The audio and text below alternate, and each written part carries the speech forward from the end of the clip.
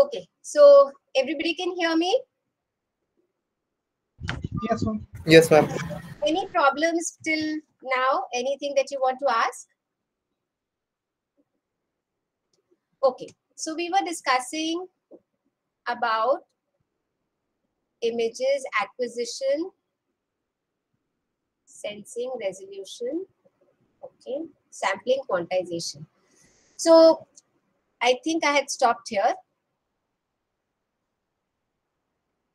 So representation, I'll just briefly go through this. If I have m rows and n columns, so m cross n matrix hoga, and from 0 to m minus 1, I will number my rows. From 0 to n minus 1, I will number my columns, and each intersect will give me a pixel. ठीक है? And अगर हमारा 8-bit image है, I will have a range of 0 to 255. Now, how are images acquired? So we were looking at this. Agar illumination hai, illumination energy source, it could be a bulb, it could be a tube light, it could be a natural source such as the sun. Koi bhi illumination source hai, jo ki basically it is giving the energy, and this particular body, for each and every part, there's a bit which is reflected, part is absorbed or transmitted. And according to the reflected light, this imaging system then makes an image out of this entire object. So, अब एक imaging जो sensor है, we are looking at that. So, इसके अंदर in this imaging system, we will have a lot of sensors. हर एक sensor किस तरह का होगा? We are trying to understand this. So, energy incident होगी. इधर ये sensor है. Filter क्या होगा? Filter is like your it's like a sieve, it's like a chunni. So जो भी हमें पास करना है वो लाइट अंदर पास हो जाएगी. So if I have an infrared filter, it will allow the infrared to pass through, it will block the others, right? So according to the imaging that I am doing, X-ray में क्या होगा? X-ray वाला part will be passed and the other will be filtered out. So depending on my filter, the energy goes inside, and then there's a sensing material here. Sensing material is generally photo reactive material है जो कि इस particular energy से sensitive है, और वो क्या करेगा, इसके हिसाब से सेंसर से it will create a wave, voltage wave form. So क्या it is converting this into a signal, and एक हाउसिंग है to encase this entire sensor. Now क्या है ये voltage wave form? It could be in forms of binary. Voltage को हम convert कर सकते हैं 0 and 1 फॉर्म में, तो ये डिजिटल इमेज बन जाएगी. For each and every such sensor I will, for each and every pixel I have a sensor. तो अगर इस तरह का हमारा एक लाइन है, what will happen, I will get a line of input. Is it okay? क्या होगा कि मेरे पास अगर एक कैमरा है जिसमें एक पतली सी लाइन है इन सेंसर्स की, तो क्या होगा, एक लाइन बाय लाइन इनपुट आएगा. अगर मेरे पास एक अरे है of image sensors, so what will happen, I will get an image array instantaneously because the energy incident on each and every pixel is converted like this into a waveform, and for every pixel I have a value of digital value 0 or 1. Are you able to understand this? Is there any problem? No. Okay, so array, अगर एक हमारे पास array है तो हमारे पास we are getting a 2-dimensional image. Here I am getting a 1-dimensional image. अब क्या होता है, स्कैनर्स देखे हैं तुम लोग ने?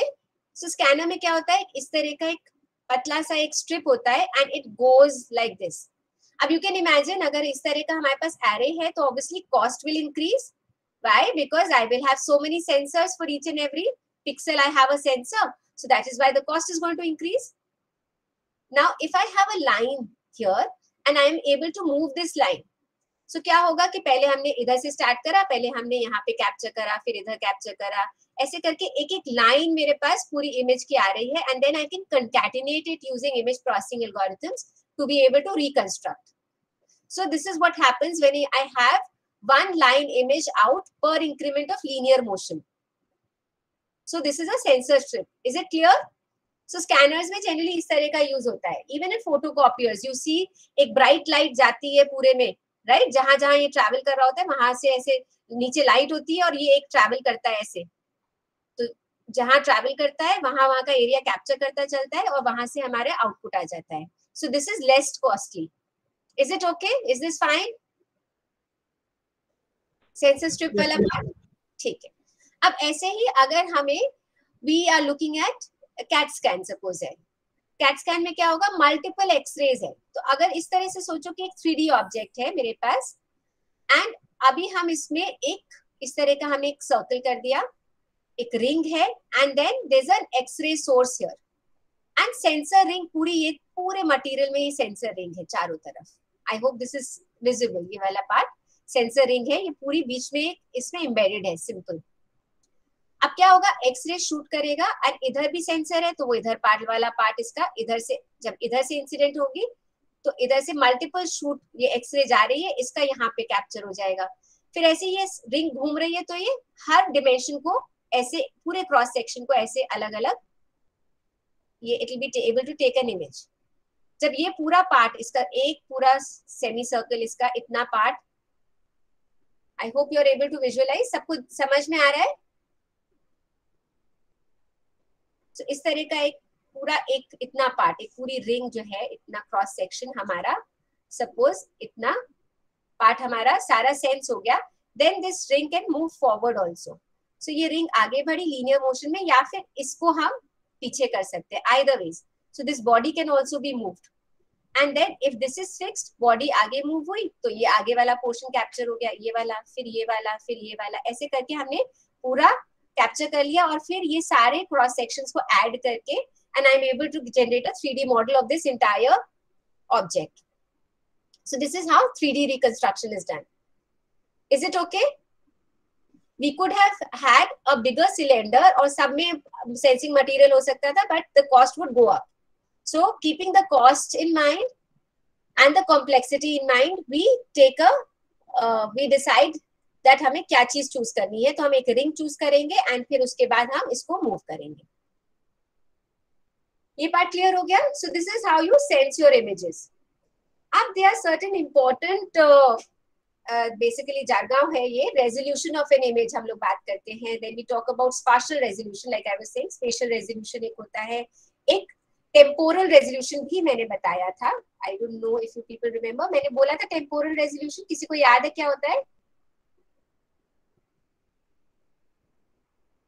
So we have three kinds of resolutions. We have pixel resolution, pixel count resolution, spatial resolution and temporal resolution. Pixel count resolution क्या हुआ?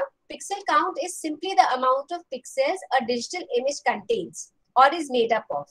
It is expressed in either megapixels or pixel dimensions. So अब अगर हम बोलते हैं कि this is a 5x5 image. So it means I have 5 rows, 5 columns and I have 25 pixels. Now generally the size is huge. We have lots and lots of pixels. So that is why megapixels में आ जाता है. 1 mega is basically 1000 pixels. So 1 megapixel is equal to 1 million pixels. So that is why we use the term megapixels. Otherwise बहुत सारे zeros आ जाएंगे pixels के terms में. Pixel dimensions represent another more descriptive method of designating pixel count resolution. तो हम लोग अगर pixel count अगर हम बता दे रहे हैं, जैसे होता है ना 5 मेगापिक्सल कैमरा, यस, इस तरह से होता है कुछ. Yes, yes. So what do you understand by this? Ma'am जो उसके पिक्सल होंगे. हाँ. हेलो. यस बेटा बोलो. मैम जो उसके पिक्सल होंगे यानी मैम वो जितने भी हम इमेज क्लिक करेंगे वो सब 5 मेगापिक्सल के रेजोल्यूशन में आएंगे sir. Ma'am correct. So we have pixel count resolution. Then we have spatial resolution. Spatial resolution अभी तक मैं बात कर चुकी हूँ कई बार भी. स्पेस कितना हमारे pixels per inch, number of pixels in the spatial measurement. अब हम लोग बात कर रहे हैं कि कितने डीपीआई भी सबने सुना होगा, डॉट्स पर इंच. किसमें यूज होता है? प्रिंटर्स में यूज होता है. अगर देखा हो तो कितने डीपीआई का प्रिंटर है, कितने डॉट्स पर इंच है. जितना डीपीआई होगा उतनी अच्छी प्रिंट आउट निकलेगी. सो 1 इंच में हम कितने डॉट्स दे रहे हैं, 1 इंच में जितने पिक्सल्स होंगे, तो हम जब when it comes to practical images, when you see in a magazine, when you see in a printout, तो जितने पिक्सेल्स पर इंच होएगा उतना हमारे पास it will be a better spatial resolution. Is it okay? So spatial resolution does not apply to an image file, but only the physical image. You have to remember when we're talking about physical image, that is I was saying a printout of an image. In the newspaper, कुछ newspapers में color printouts बहुत beautiful होते हैं. You're not able to actually understand that it's a beautiful image, proper image. And in some, it's very pixelated because they are using low resolution images, right? Pixels per inch is less. So कुछ क्या होगा? This pixeling हो जाती है, बहुत फट सी जाती है image, right? अगर क्या करो, low resolution image को बहुत बड़ा करके print out लेने की कोशिश करो, text नहीं अच्छा आएगा. You people have realized this? देखा है in practice? Yes or no? Yes. Yes. So that is my spatial resolution and print resolution. Okay. Now storage requirement. I think I have already talked about it. So storage requirement will depend on क्या चीज, intensity resolution and spatial resolution. अब intensity resolution से हम लोग क्या समझ रहे हैं? हम लोग के पास कितने ग्रे वैल्यूज है या कितने bits per pixel is allowed for us. So what will, देखो अगर हमारे पास if I have 1 bit per pixel, then what is the number of colors I can identify?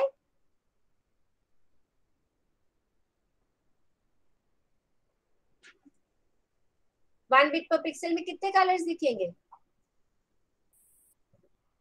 2 colors. Similarly, if I have 8 bit per pixel, I will have 256 colors. Correct? So intensity resolution इस पे depend करेगा. कितनी number of intensities हम देख पा रहे हैं. Here जैसे probably कुछ ही differentiate, जैसे 1 color, 2 color, 3, 4, 5, 6. So 6 maybe it is a 3-bit image. So जितनी हमारे पास इंटेंसिटीज होंगे उतने सारे हमारे ग्रे लेवल्स होंगे. So intensity resolution will depend on bits per pixel. And spatial resolution किस पे डिपेंड करेगा? Number of pixels in that area. So अभी हमारे पास जैसे इतना जितने भी ग्रिड है, राइट, इतने ग्रिड्स है. अगर हम इन ग्रिड्स को छोटा कर दें और इसी को हाफ कर दें ऐसे, सो क्या होगा? Spatial resolution will increase because ये छोटी छोटी पिक्सेल्स हो जाएंगे. एक पिक्सल के 4 पिक्सल बन जाएंगे अगर हाफ हाफ पूरा कर देते हैं. तो क्या होगा? बेटर रेजोल्यूशन एंड बेटर, ये इसके जो इतने सारे खराब कर्व ये दिख रहे हैं pixels, it will become smoother. Are you able to understand this? Yes. Okay. So we had discussed this. What is the storage requirement? So 1024 into 1024 binary image है. So I'll need इतने pixels और एक ही bit चाहिए तो इतना हो जाएगा. This is all theoretical. You have to remember. Binary image actually store कैसे होती है? 8-bit image की तरह ही होती है. तो actually कोई ऐसा नहीं है. ये bytes में convert करा है, but actually इतने bytes ही होएगा because 1 bit कभी कोई ऐसा होता नहीं है. कोई हमारे कंप्यूटर में सिस्टम नहीं है कि हम एक ही bit यूज कर लें. फिर 24 कलर इमेज, यस इसमें है 24 है तो हमें कितने 3 bytes चाहिए होंगे. 3 bytes and maybe अगर bits में कर रहे हैं तो 3 into 8 24. So many kilobytes. Now sampling and quantization, you have to understand this very well. So digitizing the coordinate value is called sampling. Digitizing the amplitude value is called quantization. अब इसको समझने के लिए let's understand this figure. Suppose ये एक image है, सबको दिख रही है इमेज और ये एक लाइन दिख रहा है A to B. Yes, ma'am. Yes, ma'am. ठीक. अब हम लोग क्या करते हैं, इमेजिन दैट एक लाइन सेंसर है हमारे पास और हम इस लाइन सेंसर से इस पूरी इमेज A to B की पिक्सल की वैल्यूज ले रहे हैं.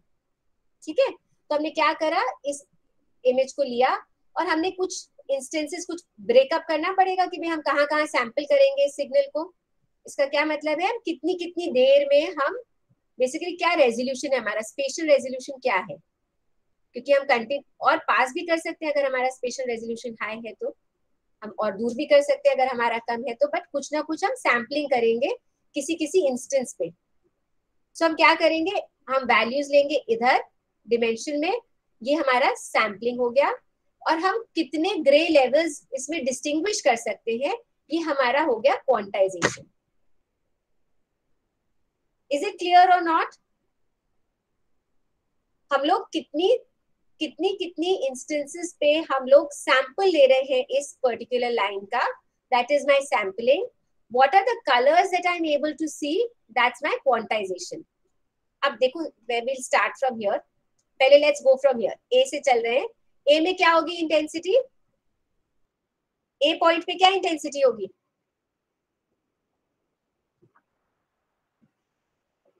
अगर 8 बिट इमेज है तो क्या होगी इमेज वैल्यू इंटेंसिटी की? कोई बताएगा? ए इज व्हाट? वाइट है 255 है ना, तो 255 हो गई। ऐसे ही फिर हम थोड़ा सा और आगे बढ़े, हमने हो सकता है इतने इतने, यू कैन सी हियर, इधर इमेजिन करो ये इतने में है, तो यहाँ पे फिर से सैंपल कर रहे हैं, फिर यहाँ कर रहे हैं, यहाँ कर रहे हैं, ऐसे ऐसे ये ब्रेकअप हुआ है। ठीक है, नीचे वाला इधर पूरा ये पार्ट ये सुपर इम्पोज हो गया है। तो हमने ए पे देखा, फिर हमने यहाँ पे देखा, यहाँ पे क्या है अभी भी इंटेंसिटी? क्या है इंटेंसिटी? वाइट ही है। सो 255 255 255 255, बीच में हो सकता है थोड़ी थोड़ी नॉइज आए, इसलिए वो ऐसे दिखा रखा है क्योंकि डिजिटल सिग्नल्स है। देन सडनली क्या हो गया? ड्रॉप कर गई, डार्क हो गया कि नहीं? सो डार्क हो गया तो हम लोग यहाँ पे आ गए। अब हमें कौन सा कलर दिख रहा है? हमें इनमें से ये वाला कलर दिख रहा है, हमने इसको ये इधर मैप कर दिया। फिर यहाँ से इधर बढ़े बढ़े बढ़े, क्या हो गया? देखो इधर लाइट है तो इसकी वजह से थोड़ा सा लाइट है, पिक्सेल्स दिख रहे हैं ये सब लाइट होते हुए। yes, देखो, so you can see that it is becoming lighter, and lightest कहाँ पे? यहाँ पे lightest हो गया क्योंकि बहुत सारा वाइट का इसका इफेक्ट आ रहा है, so it becomes light here। इधर लाइट हो गया, फिर इधर से जाते जाएंगे तो क्या हो गया? डार्क होता, इधर से डार्क होने लगेगा, डार्क होने लगेगा, यहाँ पे सबसे डार्क होके फिर एकदम से वाइट हो जाएगा। यस और no? So this is how you capture. तो अगर इसको बगल में देखोगे तो ऐसे हमने देखा, फिर उसके बाद ये हमारी इंटेंसिटीज है। अब ये डार्क हो गई, डार्क हो गई, डार्क होती गई, यहाँ पे बहुत ज्यादा डार्क है, यहाँ तक गया, and then it suddenly becomes white, all these pixels. So I'm capturing all the intensities. Now what am I doing? ये तो हमारा सैम्पलिंग हो गया ये वाला। अब हमने इस सिग्नल को हमने ब्रेकअप कर दिया कि हम कहाँ कहाँ वैल्यूज लेंगे। पहले तो इसको कर दिया, फिर उसके बाद हमने यहाँ पे कुछ इंस्टेंसेस कर दिए कि हम यहाँ सिग्नल ले रहे हैं, ऐसे ऐसे ऐसे इक्वल इंटरवल्स पे, जितने भी हमारे पास वैल्यूज होंगी उस हिसाब से हमने यहाँ पे ले लिया। And then according to this intensity values, हमारे पास जितनी बिट्स ऑफ रेजोल्यूशन अवेलेबल है, I will try and quantise. हमारे पास अगर 256 लेवल्स होते तो हम अलग अलग 256 लेवल्स इधर बना पाते। Are you getting the point? Here I would have made 256 levels if I would have had 8-bit image। तो बहुत सारे लेवल्स हो जाते हैं, इसी में बहुत सारे ग्रे स्केल हो जाती है हमारे पास। बट अभी हमारे पास we have 1 2 3 4 5 6 7 8 pixels because this is a 3-bit image, so that is why I have only these values। so एक रेंज के लिए व्हाइट हो गया, एक रेंज के लिए थोड़ा डार्क हो गया, एक रेंज के लिए ब्लैक हो गया, and accordingly depending on this मैंने हर एक पिक्सल की वैल्यू निकाली। सो इसमें क्या हो गया? दिस वुड बी 0 0, नहीं sorry, this will be 1 1 1 1, and इधर वाले जो पिक्सेल्स हैं अभी कोई 0 0 नहीं है, बट ये वाला क्वांटाइज करोगे तो हो सकता है ये 0 0 0 1 होता, तो ये वाले इधर ये वैल्यू आ जाती है। ऐसे करके सबको वैल्यूज मिल जा रही है। Understood? This is getting map to 1 1 1 1, that is 7। So 0 to 7 हमारी रेंज हो गई इंटेंसिटी की। अगर मेरे पास 256 लेवल्स होते तो I would have mapped from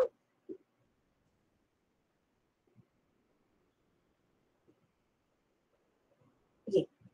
is it clear? yes ma'am, Okay, so this is known as sampling and quantization. So we are sampling across this and quantizing the color values. So remember that a digital image is always only an approximation of a real world scene. जितना हमारे पास high resolution होगा, जितना हमारे पास sampling ज्यादा होगी, उतना will be closer to the real world scene. Special resolution हम लोग ने बात कर ली already, 5.1 megapixels. Now let's look at it practically. So special resolution किस पे डिपेंड कर रहा है? Number of pixels of the image and number of bits necessary to adequately show the intensity resolution. So अब हमारे पास suppose number of pixels कितने हो जाएंगे? Number of rows into number of columns, that's clear. और bits कितने चाहिए होंगे? अगर 2 to the power m, अगर bits m चाहिए हैं, then I will have 2 to the power m intensity levels. So total size क्या हो जाएगा? Number of pixels into m. This we have already discussed. और color images पे 3 planes हो जाएंगे.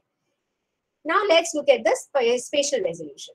Suppose हमारे पास ये image है 1024 cross 1024.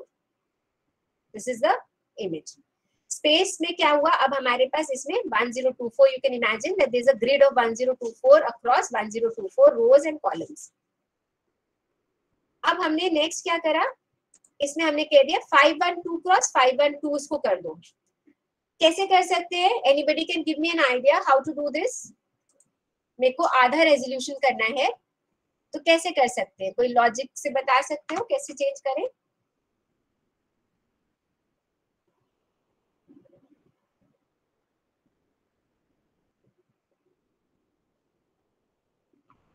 Anybody?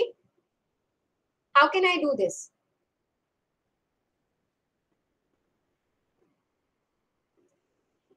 मैम सैम्पलिंग का जो साइज है वो स्मॉल कर देंगे.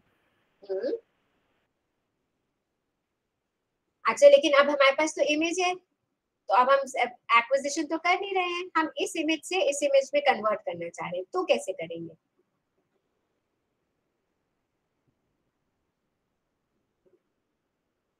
सपोज मेरे पास 4 क्रॉस 4 है and I want to convert it into 2 cross 2. एक तो ये हो सकता है कि ये वाले पिक्सल है, अब ये 4 पिक्सल लेके हम इनकी इंटरपोलेशन, पता है क्या होता है इंटरपोलेशन? क्या होता है? I'll give you some example. No ma'am. Interpolation नहीं पता है. अच्छा, अभी क्या होता है कि अगर तुम लोग का मिड सेमेस्टर मिस हो जाता है, right? Mid semester suppose for 20 marks and for medical reasons you are not able to give your mid semesters, आपका मार्क्स 80 में आता है. Yes ma'am. तो suppose you got 60 out of 80. अब हम क्या करेंगे कि हम निकालने की कोशिश करते हैं कि भाई इन्हीं मार्क्स से अगर आपको 20 में मार्क्स होते तो क्या कहते हैं, कितने मिलते? तो हम डिवाइड बाय 4 करके कह देते हैं कि भाई इस हिसाब से इसको 15 मार्क मिल जाते हैं. यस, और फिर हम 15 मार्क ऐड करके 60 में 75 करके आउट ऑफ 100 दे देते हैं. So what is this? This is interpolation. We are assuming a linear form of the equation कि ये ऐसे है. बीच की वैल्यू निकालने के लिए हम सिंपली स्लोप से डिवाइड करके और निकाल देते हैं. ये याद आया सबको? y = mx + c एक फॉर्मूला होता है. और हम लोग कोई भी वैल्यू अगर बीच की निकालनी है, बाहर की भी निकालनी है, एक्सट्रापोलेशन, इंटरपोलेशन, हम डायरेक्टली 100 से भी निकाल सकते थे. हम कह रहे थे 60/100 इंटू 80 था, 60/80 इंटू 100, तो हमारे पास 75 वैल्यू आ जाती. So this is extrapolation. So हम इंटरपोलेट कर सकते हैं इन चारों वैल्यूज को लेके, और हम बीच की वैल्यू मीन फाइंड आउट करके यहाँ रख दें, या फिर इन चारों की ले, फिर इनका मीन निकाल के यहाँ रख दें, फिर ऐसे इन चारों का ले, इनका मीन इधर निकाल दें. Yes, that is possible. Otherwise, what we could do is we can ignore. The simplest thing is कि हम लोग अगर हमारे पास रेजोल्यूशन है इस तरह का, suppose 4 है, I will say इसको रख लो, इसको इग्नोर कर दो पूरे को, इसको रख लो, इसको इग्नोर कर दो पूरे को. Similarly इसमें रख लो, ये वाला पूरा इग्नोर कर दो, ये वाला रख लो, ये वाला पूरा इग्नोर कर दो. तो कितने 4 पिक्सल आ गए मेरे पास, वही 4 पिक्सल यहाँ पे रख दिए. So I could do resolution like this. When I have very high resolution, I can actually omit. So this will be your assignment. Your first assignment today will be to be able to use, so you have to convert an image into half rows by half columns, and you have to discard the alternate rows and alternate columns. So this will be your assignment for today. You will be doing it, and I will discuss it. ये lab का assignment है. See, I'll keep giving you lab assignments. अभी तो classes online offline हो जाएंगी, तो उसमें अच्छा रहेगा. You'll be able to do it in the labs also. But इसको घर पे करो, and you can submit the solution, and I will evaluate it, and then I'll discuss it also. Okay. So अभी इसमें क्या करा? अभी हमने यही वाला करके, and इसमें हमने reduce करते जा रहे हैं. So 1024 into 1024. फिर आधा resolution करा, तो you will see ज्यादा difference दिख रहा है क्या इन दोनों में? नहीं दिख रहा है, right? दिख रहा है कि नहीं दिख रहा है? No, ma'am. Right, because it is a very high resolution, it is not creating a problem. फिर हमने ये देखो, ये first image है, ये second image है, जिसमें हमने फिर उसको दोबारा से क्या करा कि बड़ा करके दिखा रहे हैं ताकि दिखे कि क्या फर्क आ रहा है कि नहीं आ रहा है. फिर उसके बाद देखो इधर you can start seeing some difference. दिख रहा है थोड़ा थोड़ा, यहाँ पे पिक्सेलेशन दिख रहा है. देखो इनको नोटिस करो, यहाँ पे जो एजेस है ना, when you see these edges, you will start noticing the difference here. ये सब वैल्यूज में इसको देखो थोड़ा सा, तो ये इधर आया. अब इधर देखो, इधर दिखने लग गया. There's a lot of change here. हर चीज थोड़ी पिक्सेलेट हो रही है यहाँ पे आर्टिफैक्ट्स कहते हैं इनको. So these are unnatural artifacts. The natural edges, the natural coloration is lost. अब देखो काफी difference दिख रहा है. Is it visible to everybody? Can you see the kind of resolution that you've lost? Yes, ma'am. Yes, ma'am. Yes, ma'am. अब देखो, अब तो और बहुत obvious होगा. And then Yes, ma'am. completely gone, right? Yes, ma'am. So you can see spatial resolution कम करने से हमारा क्या हो रहा है? We are reducing here and leaving the rows and columns. So after some time, you start losing all the details of your entire image. So this will be your topic for your lab. पूरा ऐसे करके देखना है. You have to start with a bigger image and you have to keep reducing. And you have to do it at least 1, 2, 3, 4, 5 iterations you have to do, so as to see कि कैसे change हो रहा है. So this is how your spatial resolution actually affects. इसका code थोड़ा सा देख सकते हो. If you want to, I'll explain it. हम लोग ने क्या करा, पहले एक इमेज रीड करी, उसका शेप देख लिया. शेप हमारे पास जो भी था, I think it will be a 512 cross 512. हमने इसको रीसाइज कर लिया. फिर देखा, actually this will be 512 cross 512 cross 3, क्योंकि ये कलर इमेज रहेगी. फिर हमने क्या करा, शेप लिया और हमने कोई भी एक प्लेन ले लिया. इसका क्या मतलब है, हमने कह दिया 0, 1, 2 कोई भी प्लेन होता है, तो BGR में हमने रेड प्लेन ले लिया. ठीक है, रेड प्लेन लेके हमने फिर उसकी शेप देखी. फिर उसके बाद हमने क्या करा, कलर में इसको ग्रे में कलर करके चेंज करके देखा. So this is, we have used an inbuilt function to resize. I will also give you code. अब ये आपको without inbuilt function भी करना है. I have the code for that also, but we will discuss it after you try to do it yourself, and then we can discuss. So this is called, अच्छा, अब down sampling की बात आई. We are talking about samples here. You have to understand that these are all signals. Why are they signals? Because ultimately everything that you're getting here is a signal. हमें क्या मिल रहा है, हमें यहाँ पे signal ही मिल रहा है. Output is a signal. So that is why all these images are actually your signals which are converted into a format for visual appeal. Now what will happen जब हम सिग्नल कोई भी ले रहे हैं. अब let's understand what is aliasing. So suppose ये हमारे पास सिग्नल है, राइट? इस तरह का वेवफॉर्म है. अब हम अब जब हमारा सैंपल, सपोज हम सैंपल कर रहे हैं इधर एट दिस रेट, इतने डिस्टेंस पे हम सैंपल कर रहे हैं. सैंपल मतलब हम इस सिग्नल की वैल्यू ले रहे हैं इन द डिजिटल फॉर्म. इतने इतने इंस्टेंसेस पे हम वैल्यू ले रहे हैं. Is it okay? ये कॉमन टाइम इंटरवल है, और इस टाइम इंटरवल पे I am just taking values of this sample here. So this is known as digitisation. अब मैंने क्या करा, जब हम इसको सिर्फ रेड पॉइंट्स को प्लॉट करेंगे, सो किस तरह का वेव फॉर्म दिख रहा है एक्चुअली? वेव फॉर्म जब हम ड्रॉ करेंगे तो हमें इस तरह का वेव फॉर्म दिखेगा, यस और नो? क्योंकि हमें पीछे का सिग्नल तो पता नहीं है, we are just capturing at a particular time interval, we are capturing the value of the signal. तो हम जब इसके डिजिटल फॉर्म देखेंगे तो हमें सिर्फ रेड पॉइंट्स दिखेंगे, और रेड पॉइंट्स को ज्वाइन करने के लिए हम एक नेचुरल सा जब कर्व बनाएंगे तो ओरिजिनल सिग्नल से एकदम अलग है, यस और no? Yes, ma'am. Yeah, so this is known as aliasing. Aliasing can arise when you sample a continuous signal or image when your sampling rate is not high enough. अब हम लोग को sample हम लोग थोड़ा slow कर रहे हैं, तो हमें क्या मिल रहा है? It is not high enough to capture amount of detail in your image. Can give you the wrong signal, image and alias. तो अब हमारे पास एक alias आ गया है इसका. It is a wrong image.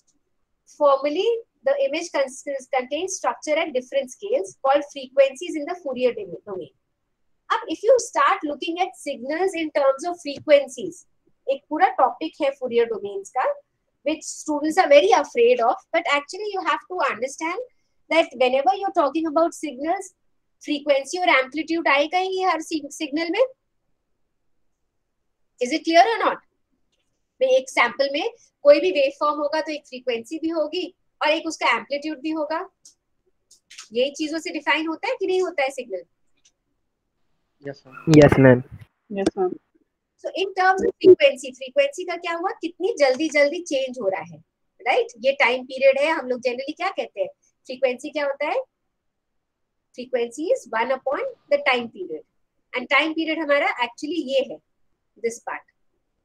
अभी हमने क्या करा है, बहुत देर में कर रहे हैं हम फ्रीक्वेंसी, हमारा फ्रीक्वेंसी इज 1 अपॉन टी, सो हमारा जो फ्रीक्वेंसी है वो छोटी है, बट हम इंटरवल क्या ले रहे हैं, बड़ा ले रहे हैं। So sampling rate must be high enough to capture the highest frequency image. तो अब हमारा पूरी इमेज है फ्रीक्वेंसी के टर्म्स में, अगर इसको देखोगे, अगर ये इंटेंसिटीज के टर्म्स में देखते हैं, let's understand.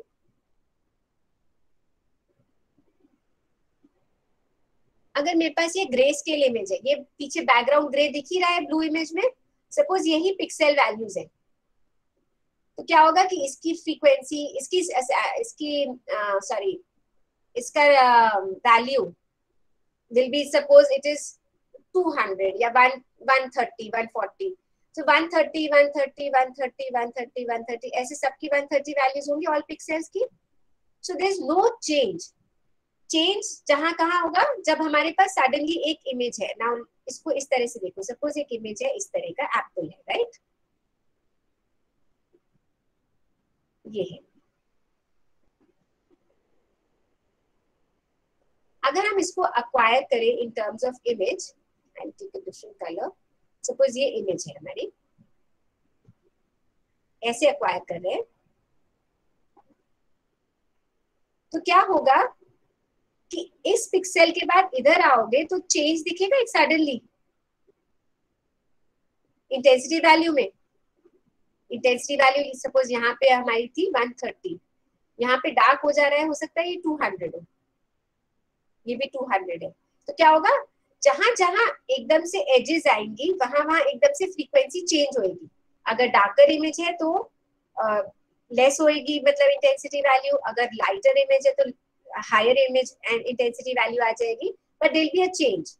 wherever there is a change you can understand यहाँ पे फ्रीक्वेंसी हाई हो रही है, उस दैट जहां पे भी चेंजेस ज्यादा है उसको क्या बोलेंगे, there's a high frequency is changing suddenly, because अभी हमारा क्या था, there's no change, कोई फ्रीक्वेंसी इधर जीरो है, एक्चुअली there's no change। इधर क्या है, फ्रीक्वेंसी इन जगहों पे suddenly there's a change and the rate of change is high here. So you can understand that when I sample the rate, I must be able to capture the highest frequency in the image. जहाँ पे maximum change है image में, वो मेरे को capture करना बहुत जरूरी है। तो जहां जहां edges होएंगे वहां वहां मेरे को highest frequency change होगा, तो मेरे को change वो capture करना है। तो अगर हम इस तरह से करते हैं तो भी देखो अलग वेवफॉर्म जो मैंने बताया। अब एलियासिंग को अवॉइड करने के लिए एक नाइक्विस्ट, एक शैनन सैम्पलिंग थ्योरम सबने पढ़ा होगा, ये तुम लोग ने पढ़ा है कि नहीं?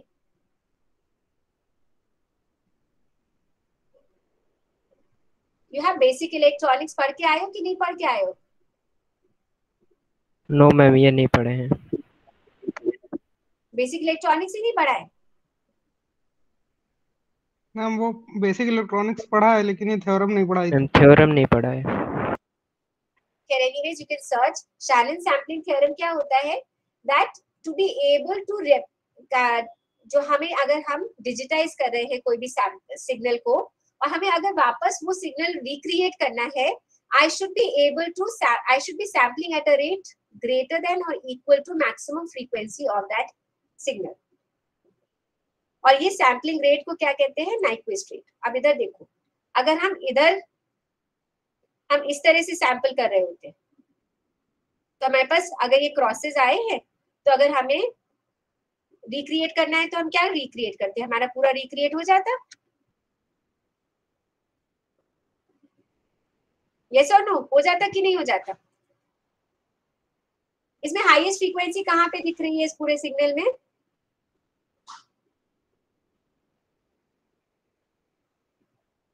हाईएस्ट फ्रीक्वेंसी कहाँ पे है? मैम मिडिल में.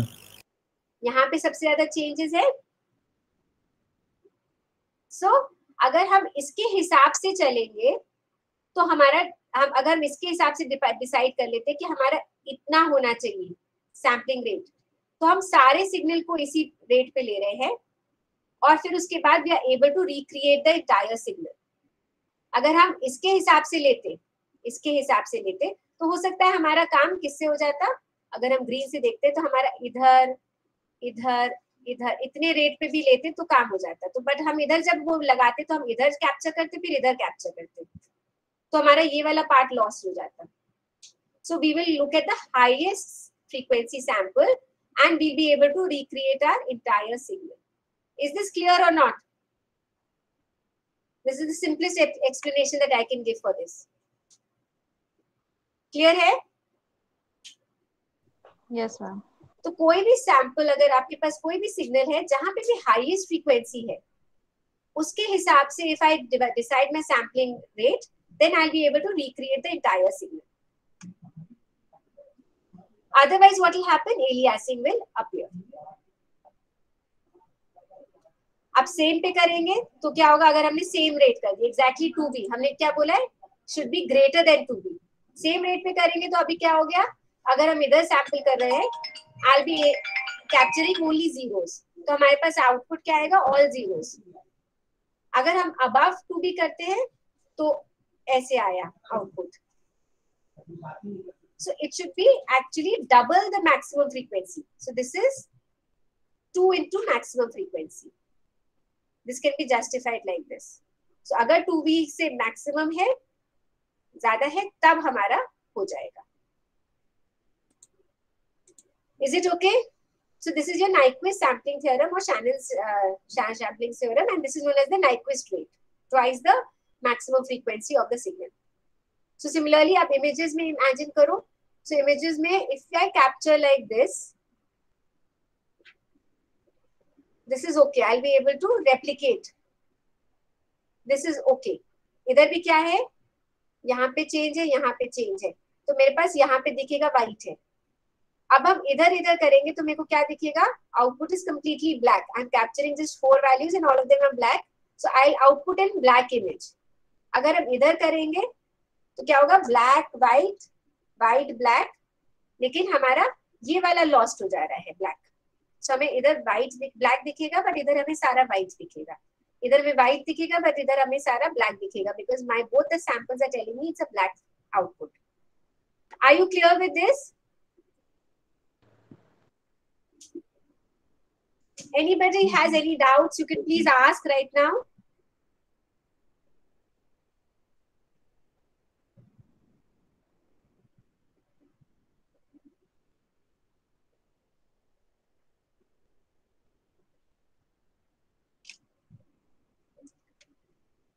So now upsampling.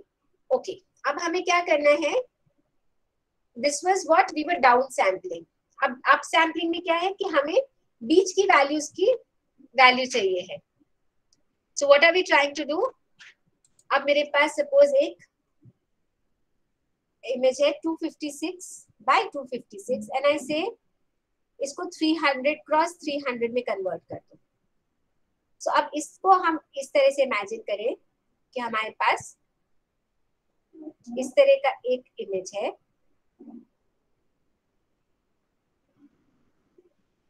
and in the same size I am taking another grid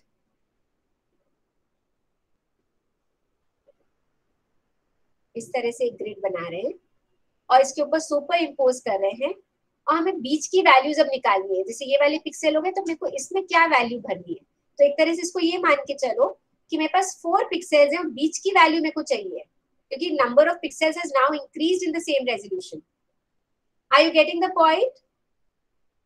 बेटा ये समझ में आया क्या बोल रहे हैं?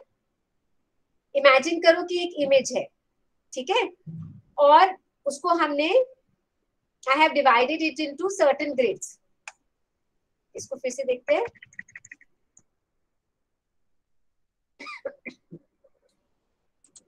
अभी हैंग हो गया थोड़ा सा, just wait.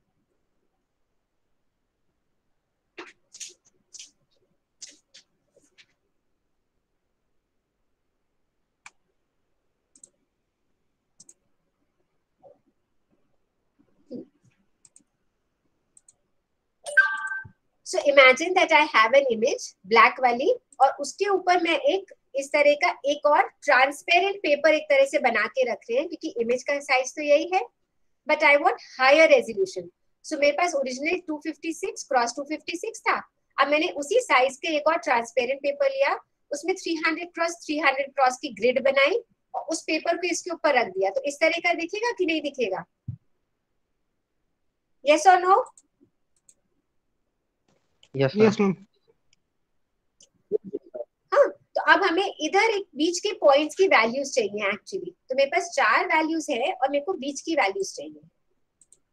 So this is known as up sampling because we are trying to increase the values here, number of pixels here. तो उसके लिए अब हमने क्या करा, this is a standard bilinear sampling formula. इसमें क्या होता है, ये माना जाता है कि ये जो इमेज आई जो पिक्सेल होगा ये किस पे डिपेंड करेगा, जो 4 इसके नियरेस्ट नेबर्स हैं। So in bilinear sampling we assume that there 4 neighbours are most likely to affect the pixel value or the intensity value of this particular pixel. So for this अब ये भी मान के चलते हैं कि इसमें this is nearer, तो इसकी वैल्यू इसकी इन्फ्लुएंस ज्यादा होगा। तो अब ये मान लो कि this is like if this is x plus a, तो x इधर जा रहा है, x हम लोग ने सेम इधर रखा हुआ है, x इधर बढ़ रहा है, ओके x1, तो this is x plus a, ये a हो गई वैल्यू और ये b हो गई क्योंकि y इधर इंक्रीज कर रहा है और x इधर इंक्रीज कर रहा है। ये नॉर्मल कन्वेंशन है, वरना हम लोग की इमेज में जनरली हम लोग x और y लिखते हैं, बट इधर ये नॉर्मल कन्वेंशन यूज हुआ है। सो x plus 1, x y plus 1, x plus 1 y plus 1, ये पिक्सेल्स हो गए। क्योंकि इसका इफेक्ट ज्यादा होएगा अभी f x y। अच्छा, इसका क्या है कि ये a डिफरेंस पे है, ये b पे डिफरेंस पे है, we are multiplying it with 1 minus a into 1 minus b। Why are we doing this?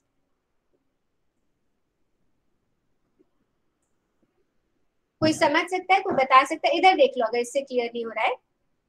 So x Y किससे मल्टीप्लाई होगा, x1 y1 is multiplied by, actually देखो ये येलो है तो ये वाले डिस्टेंसेस से मेजर मल्टीप्लाई होगा। अगर ये तुम्हारा सो x1 y1 के पास है, देखो आइडिया ये है कि x1 y1 के पास है, xy is nearer to x1 y2। are you able to understand this? ये तो पास में है, दिख रहा है ना? इसको हम मल्टीप्लाई करेंगे because this is more, this is more। so हम इससे मल्टीप्लाई करेंगे क्योंकि ये इसका वेट इससे मल्टीप्लाई करेंगे because it is closer to this। हमें ज्यादा वेट देना है, जिसके पास है उसको ज्यादा वेट देना है। that is why I multiply this with yellow distance, this part with this distance। so हम क्या करेंगे, 1 minus a into 1 minus b into fxy। so in terms of fxy here you can see 1 minus ए कितना हो जाएगा, ये सब 1 pixel की difference है, तो this will become 1 minus A, this will become sorry 1 minus b, this will become 1 minus a इधर. So 1 minus a into 1 minus b into fxy. So this part is multiplied with this distance into this distance into this much. फिर purple is multiplied by this distance from x and y. So दोनों distances calculate कर लेंगे a और b के terms में. फिर ये वाला green is multiplied by this part and this part. Pink is multiplied by this distance and this distance. And idea is to give more weights to the pixels which are nearby. That is why उसके opposite 1 minus a, 1 minus b ऐसे करते हैं. So this is a standard formula of bilinear sampling. अब इसमें क्या है, जब हम इस तरह से करते हैं तो it becomes simple for us because we are just taking 4 pixels. इसी के और भी फॉर्मूले हैं. There's something called a bicubic filter upsampling. You can see अभी हमने, अच्छा एक nearest neighbor भी है. So let's understand. Nearest neighbor में क्या होगा? Suppose अगर हम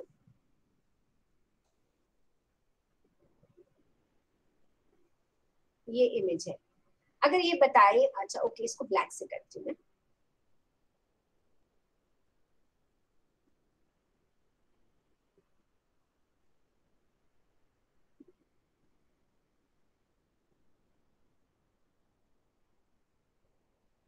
इस तरह से कोई हम लोग suppose we are doing up sampling, मेरे को ऐसे कन्वर्ट कर देनी है नई इमेज इतने सारे पिक्सेल्स में.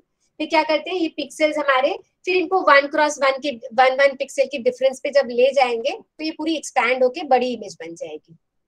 तो अब बीच की वैल्यूज ले रहे हैं, तो अब इसमें क्या हो गया, इस पिक्सल पे सपोज मेरे को फाइंड आउट करना है कि क्या वैल्यू आएगी. I will look at the all the neighbours here. Neighbours कितने हैं, 4 है, और इसमें नियरेस्ट नेबर मेरा रेड है तो रेड ही हो जाएगा, ये वाले तो क्लियर है. अब सपोज यहाँ पे जाते हैं, ठीक है, ये वाले पिक्सल पे. सो it will look at all these neighbours. सबसे पास वाला उसको रेड में होगा इसलिए वो रेड में चला जाएगा नया पिक्सल. नियरेस्ट नेबर में सिंपली जहां पे भी नियरेस्ट पिक्सल आ रहा है, सपोज ये वाला है, it is closest to grey, so it will go to grey. So nearest neighbour में बड़ा क्लियर है, बस आप वैल्यूज डिस्टेंस निकालो.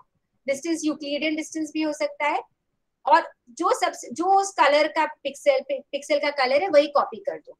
सो that is how you do nearest neighbour. So you can see here in this image pixelation है, right, it is not as good as it should B.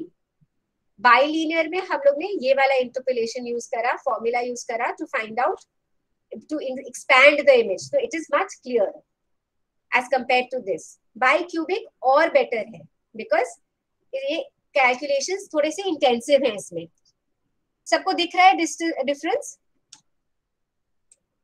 Are you able to see the differences? Yes, ma'am. Right? So if I look at all these interpolation examples, so my nearest neighbor में अब हम लोग क्या कर रहे थे, बीच के pixel में इन चारों का वैल्यू लेके और इनकी मैथमेटिकली कैलकुलेट कर ले रहे थे. नियरेस्ट नेबर में अब ये 4 है, कौन सा सबसे क्लोज होगा वो देख के यूक्लिडियन डिस्टेंस निकाल के और उसके बाद एक ले लिया. बाइक्यूबिक में क्या करते हैं, we are looking at 16 pixels, 4 cross 4 neighbourhood को ढूंढते हैं और ये 16 पिक्सेल्स की वैल्यूज को हम मैथमेटिकली कंबाइन करके and then we generate the middle pixel जो नया हमें चाहिए है. So this is computationally very expensive and it is used in very image like Adobe Photoshop, in the image editing programs it is used. And कुछ ऐसे और भी interpolation algorithms है जो कि they are kind of proprietary of a lot of companies, जैसे Canon है, इन सब के अपने अपने interpolation वो है जो कि ये लोग अपने कैमरास में यूज करते हैं, which are not available for public use, but they are time intensive and they are complexity intensive. So for us generally we use the bilinear interpolation. ये वाला पार्ट है. किसी को डाउट है कोई? Anybody wants to ask anything?